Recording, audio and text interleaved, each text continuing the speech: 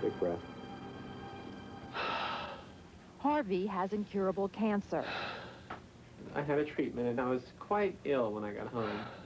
Nauseous and dizzy, and a number of symptoms all wrapped in one.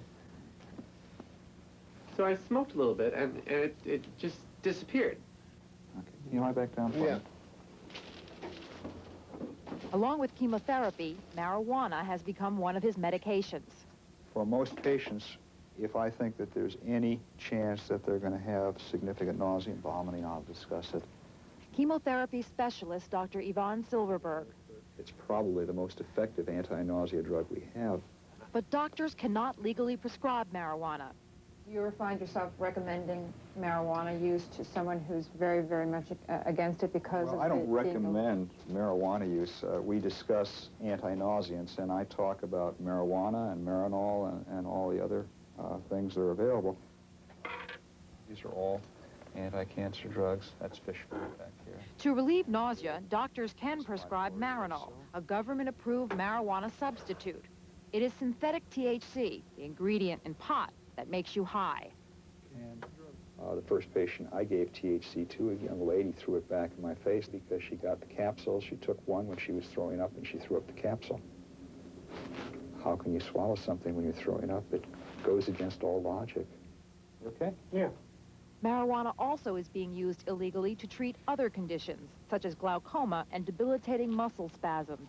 But it is most common for chemotherapy-induced nausea. The use of marijuana as an anti-nausea in hospital setting is not rare. If a patient is getting chemotherapy and brings in their own supply, as long as they are reasonably discreet about it, it's tolerated. So the nurses, the doctors know behind closed doors someone's smoking a joint. That's right. It's tolerated. It's tolerated. Okay. Now your weight is pretty stable. You're at about 133. Bill has been on chemotherapy for 2.5 years. Take your shirt off for me, Bill. I've been having lots of stomach trouble. How bad was it? Let's just say that I usually started my mornings on my knees in front of the toilet. When other anti-nausea medication proved unsatisfactory, Bill also tried marijuana. Why don't you lie back down for me?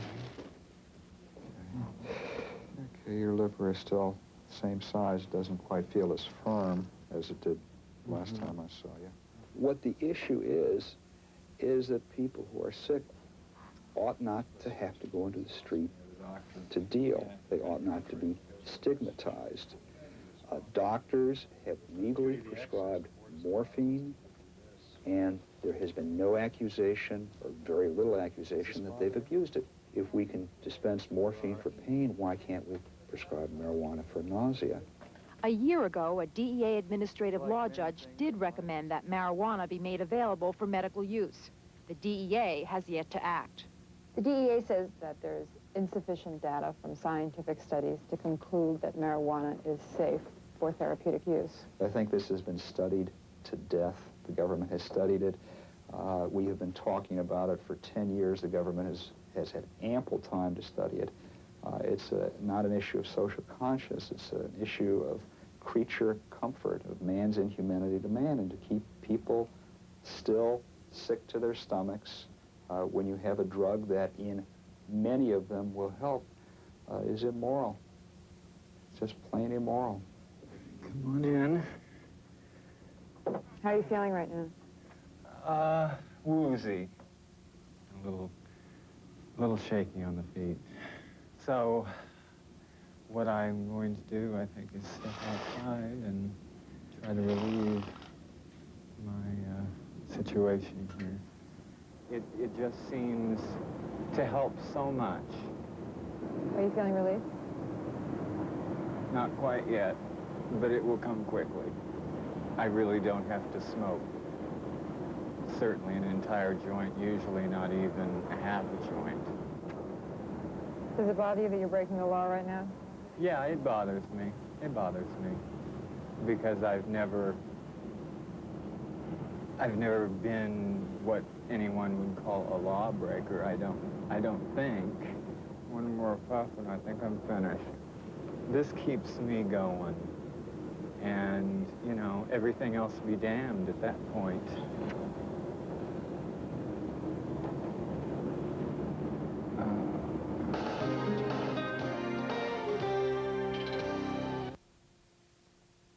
KMOL News Nightcast is next. Tonight on Nightcast, a San Antonio AIDS victim can legally use marijuana if he can get his hands on it. Skateboarding takes a dangerous turn for a 12-year-old, and the case of a murdered police officer closes with a plea bargain agreement. Live from the heart of Texas, this is KMOL News Nightcast. Good evening, I'm Deborah Daniels. It is a life and death battle, and there's something that will make the fight easier for a local AIDS victim. The FDA gave approval for the use of marijuana as a treatment, but that was last month, and the man known as Steve says he still hasn't received the drug. He says it's because of confusion over paperwork. But today, the local drug enforcement agency told us the papers have been filed, and Steve could have the marijuana by the end of the week. I thought that I could explain to somebody that I'm terminally ill, and I had the worst thing anybody could think about having. That people would help me out and I'd get it quick. But that's not the way it works. Steve uses the marijuana to alleviate pain and nausea. Joan Lucas will have more on Steve's unique struggle in a focus report later in the newscast. A prescription for marijuana. It is what many AIDS patients see as a ticket to relief. So far, only one AIDS patient in the country, a San Antonio man, has been approved by the FDA to use the drug as treatment.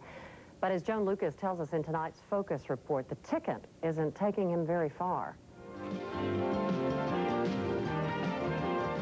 Worried about how long you're going to live or not. You just hope that a medicine comes by that'll help you cope until a cure comes around. The medicine that Steve believes can help him cope is marijuana. This 34-year-old has been fighting AIDS for 2.5 years. In one 7-week period, he dropped from 156 to 80 pounds. He says pot increases his appetite and eliminates nausea and vomiting, something that would help him fight back against the disease. Last month, the FDA approved Steve's use of the drug in treatment, but so far, he hasn't received it.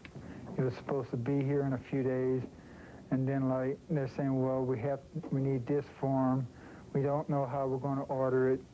Everybody had a finger pointing at other people, and it seems to me like we covered all the areas, and it's the DEA that's been the problem.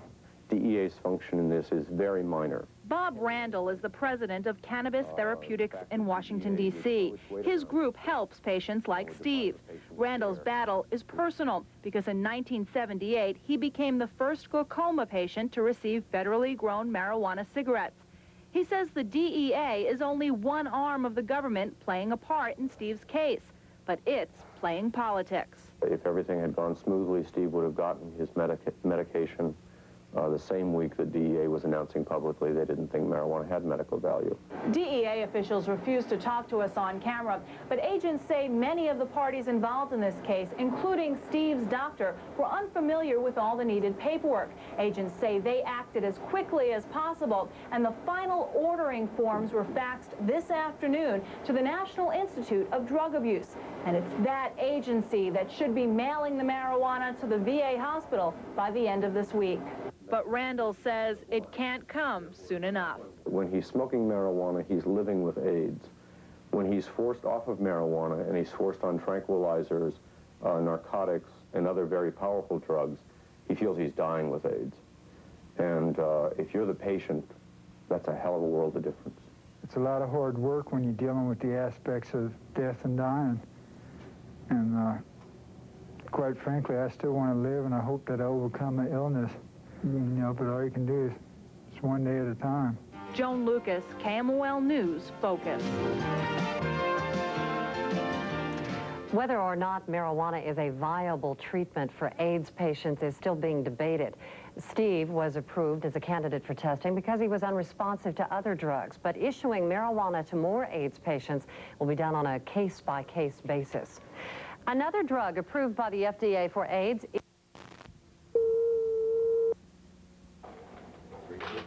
About half of Texas is drooling right now. And the other half is wanting to arrest us. So Yeah.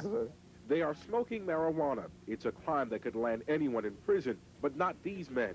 This week, Steve became the first AIDS patient in the nation to have a prescription filled for marijuana. Steve is in the advanced stages of a 3-year battle with AIDS. He says he lost more than 75 pounds in 1987. I've used it in my earlier years. Steve knew marijuana would give him the munchies, increase his appetite, and boost his weight. But last March, police arrested him with 14 ounces of the controlled substance. His case is pending. After a frustrating search to get marijuana legally, he turned to Robert Randall. Without marijuana, I would go blind. Randall suffers from glaucoma. Researchers have proven marijuana can relieve pressure on the eye.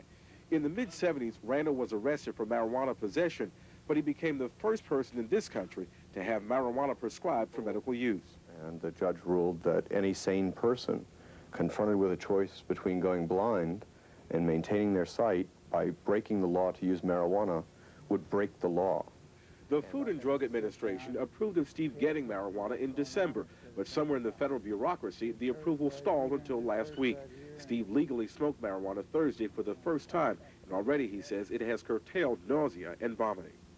Well, today I ate more than I ate the whole time that I've been in the hospital. It definitely increased my appetite. Doctors here at Veterans Hospital will be keeping a close watch on Steve's condition to see if there's any medical benefits using marijuana. It's possible that the first case may smooth the pathway for future patients. I'm not certain of that. But Steve and Randall know marijuana has side effects, but say the benefits of the substance outweigh those concerns. And it's 13 years later, and I still have my sight. And for those who would condemn this, if a man smokes a cigarette and looks at me and tells me because I got AIDS I shouldn't have medicine I need, why should he get care when he gets a heart disease? The person who drinks, who gets a bad liver that may one day need help, or someone they love or know, we all have the same rights. We live, things come up, and we all deserve treatment. Michael Hill, Channel 8 News, San Antonio. Legal okay to smoke marijuana. Tonight we have the story of one man's medical nightmare. For years, he's had a painful disease. Only one drug could provide relief, but the government said he couldn't have it. Now, decades of street deals and back alley buys are over. Gail Nye has a story. George McMahon is the only person in Iowa, one of only 5 people in the United States who can do this legally. George is smoking marijuana. A week ago, the federal government gave him the okay, agreeing that the drug could help him. It controls nausea. It allows me to have less care about what's happening to my body. In other words, my hand hurts, but it doesn't hurt so bad that I'm going to scream about it. George has a rare disease called nail patella syndrome. Only 200 people have ever been known to have it. It deteriorates the bones, joints, and internal organs. Doctors only diagnosed George 3 years ago, but he's been suffering for more than 20 years. In and out of hospitals, 19 major surgeries. That meant sneaking the marijuana, but now things have changed. I go to my pharmacy. I go through a couple of locked doors. The fella looks at my identification, and then he opens a safe and hands it to me. For obvious reasons, George's doctor and pharmacist wouldn't talk to us on camera, but medical studies have shown that marijuana is the most effective anti-nausea drug known to man. Courts have recognized that marijuana is a medical necessity in the treatment of glaucoma, cancer, and multiple sclerosis. In 1979, Iowa became one of 34 states that says marijuana does have medical value. Problem is, the federal government blocked the state law, making it impossible for patients to get the drug through the state program. George took on the federal system and won. It really mellows him out. He told me that he can get it. If he needs it real bad, he can find it if he needs it. But we don't need to get it for him. Well, surprisingly, there hasn't been much reaction in the community. I think most people are happy that that Mr. McMahon has found something that will help him, but really there hasn't been that much reaction to it in the community. People can make up their own minds as to whether it's for them or not. If they do need it, they should go to a doctor and find out. George doesn't think all drugs should be legalized, but he knows there are a lot of people suffering who need to be helped. If you'd like more information, you can call the Alliance for Cannabis Therapeutics in Washington, D.C. Gail Nye, Channel 5 News. Uncle Sam. For the prosecution, it's a simple case of drug possession. But for Barbara and Kenny Jenks, marijuana isn't for stimulation, it's for self-preservation. I fully believe without marijuana, my quality of life is going to deteriorate and I will die. And I believe my wife will die too. 28-year-old Kenny Jenks and his 24-year-old wife, Barbara, are dying of AIDS. He is a hemophiliac who received a blood transfusion tainted with the AIDS virus and ultimately passed the infection onto his wife. But the drugs that treat AIDS cause side effects nearly as painful as AIDS itself. Because it controls my nausea, it controls my muscle spasms that I do have, and my nerves. I eat. If it wasn't for smoking marijuana, then I would just waste away. Whatever relief marijuana brings, it's still against the law. And police in Panama City, Florida, acting on a tip, burst into the Jenks trailer home in March and arrested the couple on charges of possessing 2 marijuana plants. Gosh, our whole life, they destroyed our whole life. For years, there has been debate about the therapeutic use of pot. Robert Randall heads the Alliance for Cannabis Therapeutics. He smokes 10 joints daily to keep the effects of the blinding disease glaucoma at bay. But he fought with the government for 3 years to win the right. Yeah, the seriously ill have become unintended casualties in the war on drugs. I mean, we're caught in the crossfire. 34 states have passed resolutions to make marijuana available to the sick, but the Drug Enforcement Administration is opposed to reclassifying the drug so doctors can prescribe it. Physicians are caught in a bind, even though many studies show the drug is useful. What it's going to do is improve the patient and help them feel better. And it's going to relieve their nausea and vomiting. It can stimulate their appetite. Other experts say medical marijuana's risks outweigh its benefits, and that making it more available could put pot into the hands of drug abusers. Synthetic marijuana in pill form has been an unacceptable substitute for many. If the Jenks are found innocent, it could set a precedent. Where does the court draw the line? Suppose I get a case in next week, the fellow has a severe back pain. But the couple's lawyer says it's a matter of medical necessity for them. Whatever the outcome of the Jenks case, the controversy over the medical use of marijuana will continue. The question is less over the drug's merit than how to get it to those who need it legally. Jeff Levine, CNN, Panama City, Florida.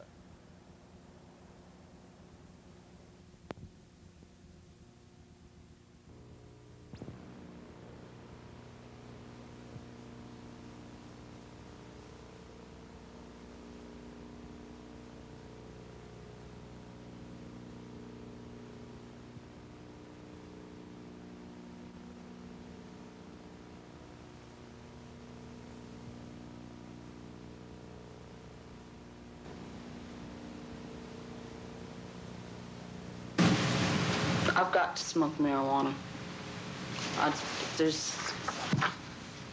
I've got to. If I don't, then I'm gonna die. I'm gonna die anyways, but I would like to have my life a little bit longer. 24-year-old Barbara Jenks has AIDS. She, along with her husband, Kenneth Jenks, who also has a terminal disease, face various marijuana charges. Kenneth, who suffers from hemophilia, says he contracted AIDS from tainted blood during a 1980 transfusion.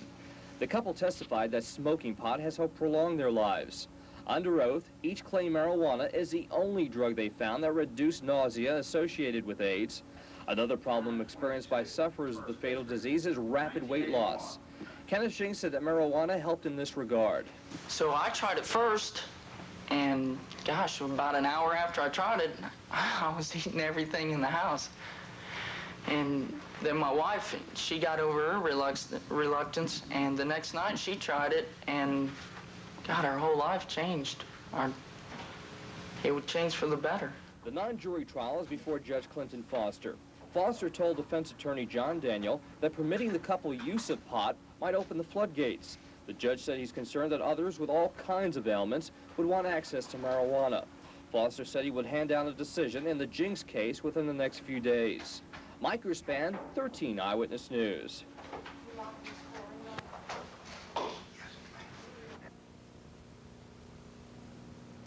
Today, Judge Clinton Foster described Ken and Barbara Jenks as victims of a horrible chain of events. Ken, who is a hemophiliac, contracted AIDS through a blood transfusion. He then passed a deadly disease to his wife. Last spring, the couple was arrested after investigators found a marijuana plant in their Panama City Beach trailer. The Jenks claim that marijuana is the only drug that reduces nausea and vomiting associated with AIDS treatment, but Foster said he was not satisfied with proof of that claim. As a matter of great public concern which should be addressed by the legislature as a matter of public policy instead of by the courts. The court therefore finds the defendants have failed in their defense and that they are guilty of the offenses charged.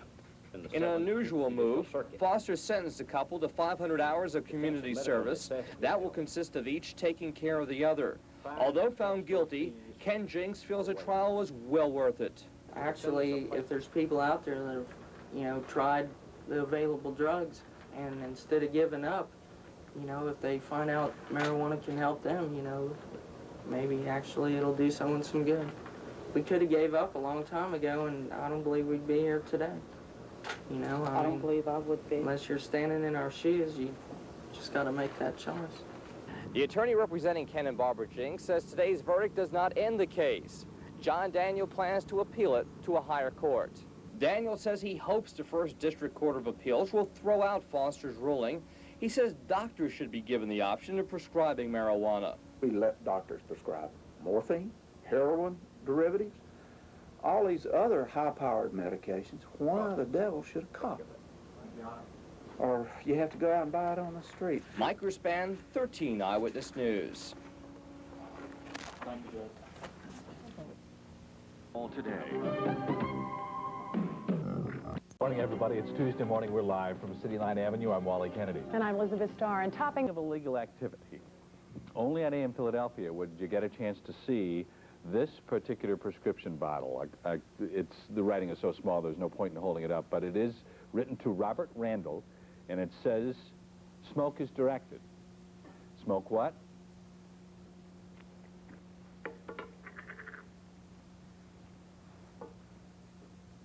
This is a marijuana cigarette, a legal marijuana cigarette. In just a moment, you're going to meet the man who's the first person in the United States to win a court battle and legally, for his glaucoma, get to smoke this cigarette. It's a prescription, and I have to tell you, it's kind of strange to look at a prescription bottle from Washington Hospital Center Pharmacy for Robert Randall. It's got a prescription number on it, and it says, "Smoke as directed marijuana cigarettes." The point is that for some people with some illnesses, marijuana seems to have, for some reason that doctors really don't quite understand, some therapeutic powers. I want you to meet a married couple, Ken and Barb Jenks. They come to us from Florida. Unfortunately, the thing that brings them to our attention is the fact that they both got AIDS. He is a hemophiliac who got it through a transfusion. How long ago, Ken? Approximately 1985. Okay, 1985, and you and Barb have been together for how many years now? 8 years. 8 years altogether. You found out you had AIDS how long after the transfusion? We were told in 87 that more than likely we're infected, and then my wife became seriously ill in December 88. 88, okay. And I was diagnosed in 89, and so was he. So you got it through the transfusion, and then through sexual transmission you got it? Yes. You both got AIDS? Mm-hmm. How many troopers bashed in your back door to come and get you? Gosh, when the police came, there was at least 10, I think 12. And they used the battering ram. I would say about 12. And our trailer door opens out, and they smashed it in.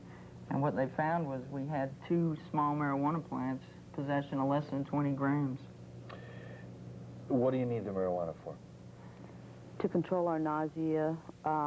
There's a lot of aches and pains involved with the wasting. And keep our appetites up. If you smoke pot, you're going to get hungry. You know, I mean, it just keeps your appetite up. And did you ever, Ken and Barb, did you ever smoke pot before? I had tried it when I was young, but I didn't really fool with it. She had never. I had never tried it. You never tried it. Who was the one that got you to start? Well, we met.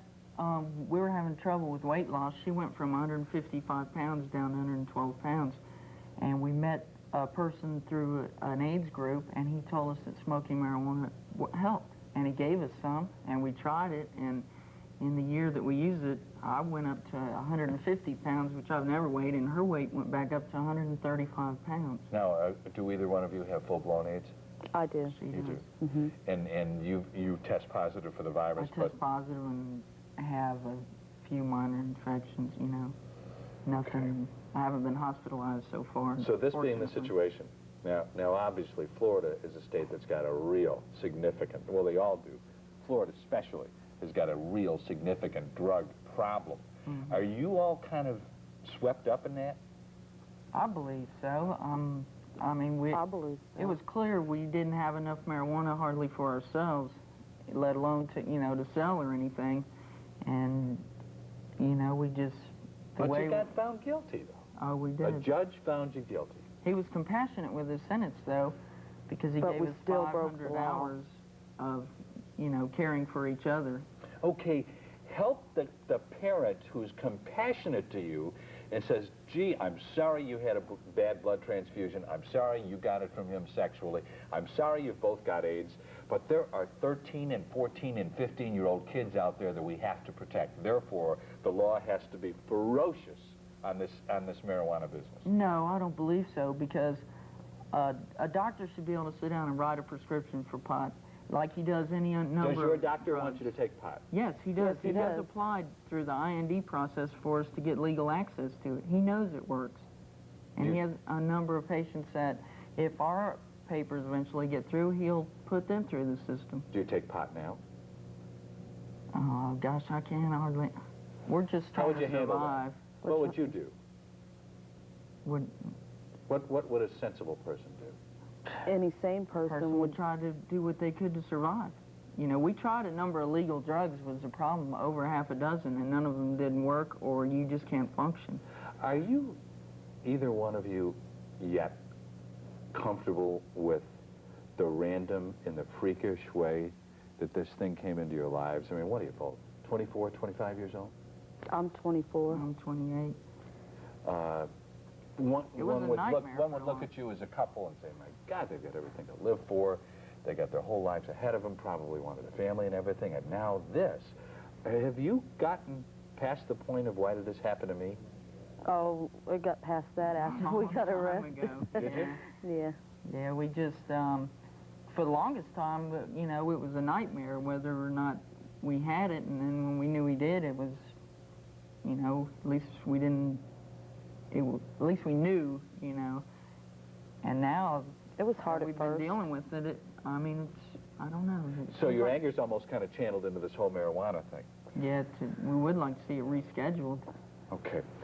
Well, tell you what, we'll take a break, we'll come back, we'll start taking your phone calls. The question is, as legitimate as their claim is, and as certainly legitimate as their pain is, what do you think? Should we legally give them the right to use marijuana to alleviate that pain?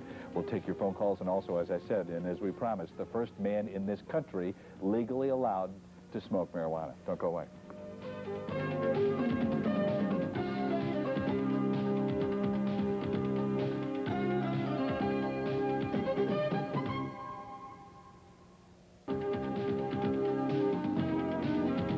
Welcome back to AM Philadelphia. As we told you a couple of moments ago, this is it. This is a legal marijuana cigarette. The man to whom it belongs is Bob Randall. He is the first man in the United States of America to get permission to smoke marijuana. He has serious glaucoma, and when he smokes marijuana, it eases the pain. We'll talk to him about that in a second. I look at these, and this is such a strange sight, this bottle. If you have your way, is the glaucoma sufferer or the cancer patient going to go down to the Pathmark Pharmacy and get this, or how does this Absolutely. There are hundreds of thousands of people in this country who have marijuana-responsive diseases, whether it's AIDS, as we've just heard, cancer, glaucoma, multiple sclerosis, or paralysis. All of those groups can, in one way or another, benefit from marijuana. Now, the decision about whether marijuana should be used should be between the doctor and the patient. But certainly if the doctor and patient agree that marijuana could be helpful, that drug should be available by prescription instead of off the street. In the same sense that a doctor would write a prescription for an antibiotic or for some other kind of medicine, you want the doctor, the family doctor, whatever, to be able to write a prescription for marijuana. Yeah, I think medical care should be in the hands of doctors and not policemen. What is the reality of, for example, in Pennsylvania and Delaware, there is no such law. That's right. So if you have cancer, if you have AIDS, and marijuana relieves the symptoms, you have to get it off the street.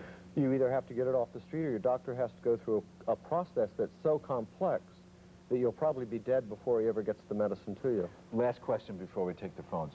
When you use marijuana, first of all, you use it when? When the pain of the glaucoma starts? Yeah. Essentially, glaucoma is a condition of pressure. There's not a lot of pain, but I know exactly when my pressure rises during the day. This can be charted out. And so I simply use marijuana based on a prescription to meet that time. How often do you use it? I smoke 10 marijuana cigarettes a day. I have done that for the last 14 years. Now, what about the business of getting high? You don't get high if you smoke a large amount of marijuana continuously, and it's the same quality. And for glaucoma, it's not necessary to get high. If you have a condition like AIDS or cancer, the high is actually helpful. Okay, let's take some calls. Hi, you're on the air. Go ahead. Hello, everyone. I'd like to say that I think if this prescription helps alleviate any chronic illness that anyone has, it should be available to them. Because I have a chronic illness myself, and I know that the prescriptions I get are ruining my liver. But if someone was to tell me that smoking a stick of marijuana would help alleviate the burning and the pain that I have in my liver, I wouldn't care what the government or anyone else said. I would be trying to get some type of relief for myself. Because as far as that goes, anyone, any chronic illness, we don't even know. There hasn't been even enough research to know that it might help some other problem also. And I think she's making a very good point. What she's saying is the conventional medications the doctors prescribe every day are incredibly dangerous medications. And certainly we can trust a doctor to prescribe something like marijuana. A number of the legal drugs they gave us were horrendous. What we about, couldn't function. are either of you on AZT? Yeah, we that's both are. no picnic. And that AZT affects your liver, too. Yeah, it does. Most of the drugs that you your take appetite, affect... your just well-being. I mean, it's no picnic. It's not in the least bit. Hi, you're on the air. Go ahead. Yes, well, hi, I'm calling because I agree completely with your guests on the panel. I had a cousin who passed away of breast cancer at the age of 38. Unfortunately, she was in an awful lot of pain at the end, and she could not eat because of the chemotherapy making her so sick, and they had to resort to buying marijuana on the streets for her to get it. I think it's pathetic in this country that they are more concerned with the drug that can help people, and as the previous caller stated, the side effects of some of the prescription drugs that doctors are prescribing. Another little bit of an aside, I know, in fact, a patient that we had once in the hospital who was terminally ill with cancer. The doctor wrote for morphine as needed for the patient, and one day when he was making rounds, patient screaming in pain in the room, and he asked the nurse why the orders were not being followed, and the reply was, well, we don't want to get her addicted. Now... And she was dying? Yeah. Pardon? She was dying. She was dying, yes. Yeah. Now, it makes you wonder where people's values are and what is really going on. Yeah, I think our values have become very skewed. We're so concerned about drug abuse that we're not providing drugs to people who seriously need them. But let me play just for a second devil's advocate with you. Let's say your doctor, your ophthalmologist says, Bob, congratulations, we have just discovered some kind of laser surgery that will relieve the pressure of glaucoma, and if you have this operation, it will relieve that pressure, no longer necessitating your need for marijuana. I gotta believe, wait a minute, no. If you've had 10 marijuana cigarettes a day, for how many years? Oh, 15. People, you're addicted. No, I don't, it doesn't work like that. And Why even not? if it did Why work not? like that, it wouldn't matter. You're For 15 years... You're telling me your body wouldn't miss 10-minute marijuana cigarettes a day? No, my body would not miss it. Any more than it would miss the other medications I have to take. It would be a great relief to be disease-free and drug-free. But I have a disease, and I need drugs. It's the only way I'm going to maintain my sight. Just as Kenny and Barbara need drugs in order to maintain their lives. If they don't have marijuana, they are going to lose their weight, and they're going to get... That's right. They're going to get into a situation where they're essentially going to die. Okay, what do you think? More phone calls as we continue with AM Philadelphia. What a paradox that the people who seem to need it can't get it, and the people who we don't want to get it can get it like that. Stay with us.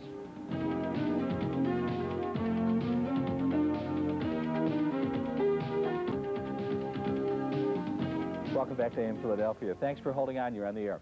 Good morning. This is Gigi calling. I would like to say this is the best program I've seen in years. I agree with everybody. I have fought for the use of marijuana within my own family. I am an adult of childhood sexual molestation. I have been committed for it. There were periods of depression. I was also an anorexic. I mean, so thin that I was weighing a 1, okay? Couldn't sleep. All I had time to do was to worry. I was a single parent. A friend, and this man saved my life as far as I'm concerned, gave me a marijuana stick because I had been bleeding from the rectum. I had also, my period was a day or 2. My muscles in my arms could not move. They hurt because I was so thin. What about now? Now I am a very productive person. I have a job. There are bouts of depression, and I do smoke marijuana from time to time to bring me up. What does your doctor say? My doctors, they all don't like it. Right. They don't like that I'm using marijuana. Okay, let me stop you just for a second. I'm not saying that all these wonderful things that have happened into your life because of marijuana, No. I'm not saying that those are not very real, but before we run up the flag too high for marijuana, how many people get stoned and go wrap their car around a telephone You're pole? right. How many people get stoned and do move on to other drugs? I mean, what were you saying? In some cases, if you can't get marijuana, but they'll be happy to sell you cocaine, right? People tried to do that. They tried to sell us cocaine. But we refused them. I mean, cocaine was easier to get than marijuana. All we wanted was a bag of pot. To the caller, real quickly, where do you get your marijuana? Obviously, I don't want the name, but do you get it off the street? Yes, I do. And I've really wanted to ask doctors. I had a psychiatrist who, in fact, knew that I would have insomnia. I couldn't sleep. I couldn't eat. I'm nervous. And she wanted to put me on antidepressants.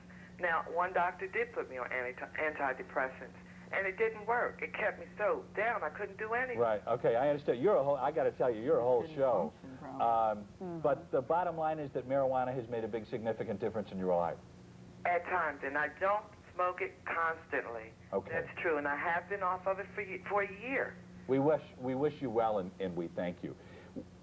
How furious are you at this? And is maybe the anger about getting AIDS and getting it in such a random fashion, is maybe that anger being channeled into this? I believe so. I feel that, somebody's got to start somewhere and make a difference. Do you feel, though, because you both have AIDS, and maybe your time is limited, that by God you're going to do one thing before you get out of here? Or at least if this is going to be the last thing I'm going to do, then I'm going to do it. If I can help another patient, not necessarily with AIDS, but if somebody with cancer or MS, then I'm going to try and help them the best way I can. Well, we wish you well. We're glad you came here. Barbra and Ken Jenks, both of whom have AIDS, and Barbra has cancer, and they elaborated pretty well their story about why they feel marijuana is for them. Bob Randall, the first American to legally be entitled to smoke it for his glaucoma. We thank you, sir, for your contribution and also for bringing the stuff here to show our audience what it looks like when it's legal. Stay with us as AM Philadelphia continues.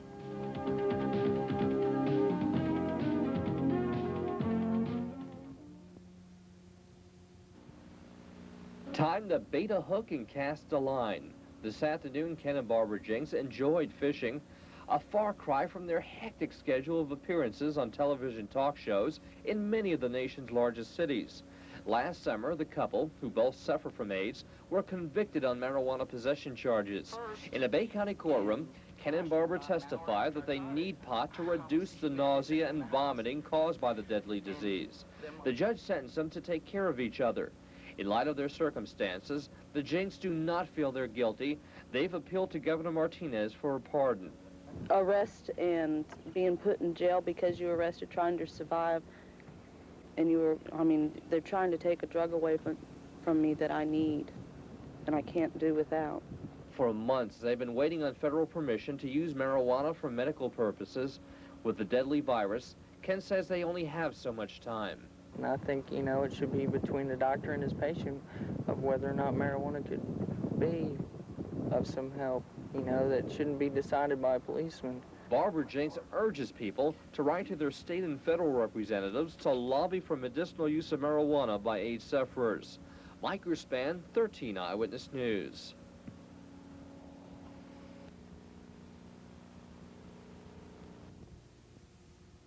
Either one could die, and we would die as criminals, and we don't want that to happen. We don't feel that we're doing anything wrong. We're just trying to survive. Research pills containing marijuana's active ingredient can control nausea in some patients, but doctors say legal prescriptions for marijuana cigarettes are very rare. These has vowed not to give up until they're cleared of a drug charge. They're asking Governor Bob Martinez for a pardon. Kenny Jenks, a hemophiliac, received AIDS from a blood transfusion. Now his wife Barbara has it too. They say marijuana relieves nausea and other side effects from their AIDS-fighting medication and increases their appetites, making them stronger. Police don't see it that way. They arrested the couple in March for growing pot at home. We could die without clearing our names. You know, there was no, didn't have any criminal intentions. We just wanted to survive is all. The Jenks are asking the people of Florida to contact the governor's office and support. These now finds themselves fighting the law. That couple is infected with the AIDS virus, and they say smoking marijuana alleviates side effects of their AIDS-fighting medication. But their arrest on drug charges is prompting them to speak out on the controversial use of marijuana as medicine. Marie Rhodes has the story in tonight's News Extra. Kenneth Jenks contracted AIDS during a blood transfusion and passed the virus to his wife, Barbara. The anti-AIDS drugs they took made them sick. Oh, you'd get up in the morning and get sick. Nothing, you couldn't eat. I mean, it was just unreal. They tried marijuana at the suggestion of other AIDS patients. But smoking the marijuana has helped the nausea. It's helped me eat. I gained my weight back. The Jenkses say they prefer the direct effects of smoking marijuana cigarettes, which are illegal. However, THC, the active ingredient in marijuana, has been available legally to doctors for some time now, but it's prescribed only rarely. Research at the University of South Florida in Tampa shows THC can ease nausea in some cancer patients on chemotherapy who don't respond to alternative drugs. I don't know of any medically related benefits to the general population. The medically related benefits are really associated with individuals who have some type of a medical problem. Since the late 1970s, marijuana cigarettes have been prescribed to treat some cases of glaucoma, fluid pressure in the eyes. But the federal government has approved only a handful of prescriptions. Robert Randall is one. But there are all sorts of drugs that are used in medicine that can be abused. Seriously ill patients should not suffer as a result of someone else's misuse of a drug. We don't feel that we're doing anything wrong. We're just trying to survive. The Jenkses say there's a chance they won't live to see the end of a fight with the government. They say they just don't want to die as criminals. In Tampa, Marie Rhodes, News Center 10. People are saying yes to marijuana. There are people who are sick and they say they need pot to treat their illness. Should the law be changed so that marijuana can be used legally for medication? Well, Denise White is here now to take a closer look. The law says that marijuana has no medicinal value, and with only a few rare exceptions, it can't be used legally to treat an illness. But there are some people with glaucoma, cancer, AIDS, or multiple sclerosis who say marijuana eases their pain and suffering. They want the government to reconsider and turn over a new leaf. Across the country, drug agents swoop down on fields of marijuana. But even as they're destroying the plant, a number of people say we should be growing it for medical treatment. I wouldn't be here today if it wasn't for smoking it. Yeah. Kenneth and Barbara Jenks have AIDS. The couple says they smoked marijuana to get rid of their nausea until they got busted by police. The Jenks say when pot can be used for medication, it should be legal. Not everybody takes Valium, not everybody gets codeine or morphine, but doctors can write those types of prescriptions. It should be between the doctor and his patient. If he decides that marijuana can be of benefit, he should be able to write a prescription. Marijuana prolongs the eyesight in glaucoma patients. It treats nausea in cancer and AIDS patients. And it prevents spasms in people who have multiple sclerosis. There is a legal version of marijuana that's prescribed on rare occasions. Marinol is the synthetic form of THC, the active ingredient in pot. But a few glaucoma patients can legally smoke the real thing, marijuana cigarettes. Robert Randall was the first to get FDA approval. The paperwork can take months or years, and most people are turned down. Why is it that my glaucoma, for example, can be treated with marijuana, yet Kenny and Barbara, who are dying of AIDS, can't get marijuana legally. We find that to be a frightening situation. When asked why marijuana can't be prescribed routinely, the Food and Drug Administration will only tell us that no drug company has asked for it. The few patients who can legally smoke pot are trying to drum up public support. Meanwhile, the Jenks are still waiting for FDA approval. It's been 4 months. They aren't sure how much longer they'll be able to wait. We asked if they're desperate enough to use it anyway. Well, we've just tried to do what any sane person would do in our, we're just trying to survive. The Jenks are on probation, and they must do 500 hours of community service work for growing marijuana. They have asked the governor to pardon them. And the Jenks say they don't want to die with criminal records because they don't believe they have done anything wrong. Is there any indication that they'll be getting or have access to the marijuana anytime soon? No, there are less than 10 people in the entire country who can smoke pot legally for medicinal purposes.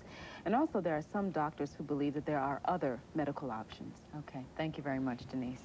If you're playing... I'm Steve Wilson. A miracle cure called marijuana? Now that I know it works, and it's helped to save my life. Not a cure, really, just incredible relief from the symptoms of AIDS.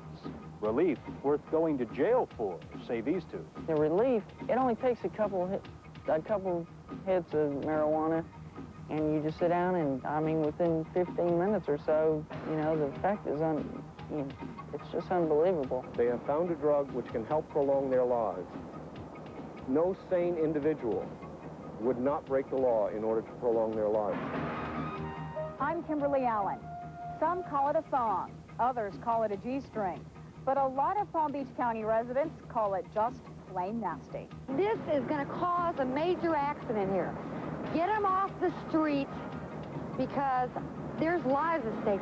It's war against the weenie vendors in bikinis. Who will win? Lots of people have been arrested and gone to jail for using and even growing marijuana here in Florida. Well, next up in the Florida Spotlight, I would like you to meet a couple with a story the likes of which you've probably never heard. Here in the Florida Panhandle, they have been using marijuana to relieve their pain and suffering from a fatal disease which both of them share. But the law is the law, and for this, they are criminals? Justice and right have something to do with each other, I believe, and I don't think these folks have been treated right. John Daniel is one of Panama City's most respected defense attorneys. But when his clients, Kenny and Barbra Jenks, shook his hand and left the Bay County courtroom several weeks ago, they left convicted of a serious felony. Long before they landed in courts, Kenny and Barbra were victims of a string of tragic circumstances. He is a 28-year-old hemophiliac, a bleeder, someone who has needed to take extra blood products all his life. Sometime, somewhere, some of the blood he got was tainted with the AIDS virus. And before he even found out, almost 2 years later, he had passed the deadly disease to his young wife. For reasons doctors still don't know, she got sicker quicker and ended up in a hospital near death.